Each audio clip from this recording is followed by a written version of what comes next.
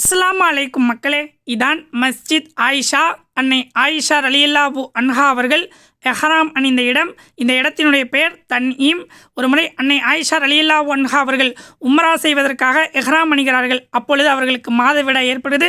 துல்ஹஜ் மாதத்தினுடைய 9ஆம் தேதி வரைக்கும் அது நீடிக்குது. அல்லாஹ்வுடைய தூதர் அவர்கள் சொல்லுகிறார்கள், ஆயிஷாவே, உம்ராவை விட்டுவிடு, உன்னுடைய தலையை வாரிக்கொள், ஹஜ்ஜிற்காக நீ எஹ்ராம் அணிந்து கொள் அப்படிங்கிறாங்க. ஹஜ்ஜை முடித்ததற்கு பிறகு அப்துல் ரஹ்மான் பின் அபிபக்கர் சித்திக்கை அழைக்கிறார்கள். ஆயிஷா ரலியல்லாஹு அன்ஹா அவர்களினுடைய சகோதரரை அழைத்து, விடுபட்ட ஆயிஷாவின் உம்ராவை பூர்த்தி செய்ய நீ ஆயிஷாவை தன்ஈம் என்கின்ற இடத்திற்கு அழைத்து சென்று இஹ்ராம் அணியவை அப்படின்னு சொல்லி அல்லாஹ்வுடைய தூதர் அனுப்பி வைத்த இடம்தான் இந்த இடம். அதனால் இந்த பள்ளிக்கு மஸ்ஜித் ஆயிஷா என்று பெயர் வைக்கப்பட்டிருக்கு.